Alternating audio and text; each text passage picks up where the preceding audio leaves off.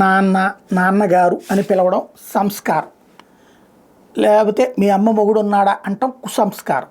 రెండిటి యొక్క ఉద్దేశం ఒకటే. ఇప్పుడు మరి ఉక్రెయిన్ అధ్యక్షుడికి ఏం పుట్టిందో తెలియదు.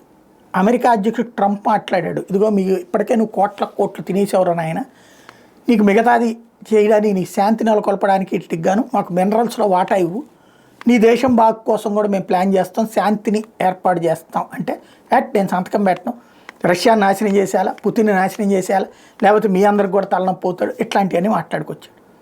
ఇప్పుడు అంతా అయిపోయాక పోరానాయన అని పంపించేశాడు. అదే సందర్భంలో ఈడేమో రెచ్చిపోయి బయటకు పోయాడు, నడుస్తోంది.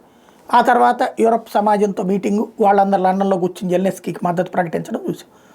అయితే ఇప్పుడు బయటపడ్డటువంటి ఒక కొత్త విశేషం ఏంటంటే, అమెరికాకి ఇవ్వనన్నటువంటి వాడు బ్రిటన్కి మాత్రం 100 సంవత్సరాల పాటు ఏదైతే ఉక్రెయిన్లో ఉన్నటువంటి సహజ వనరుల మీదన 100 సంవత్సరాల పాటు హక్కు కల్పించేందుకోసం కాగితం రాసిచ్చాడట. UK Ukraine 100-year partnership declaration అట అది.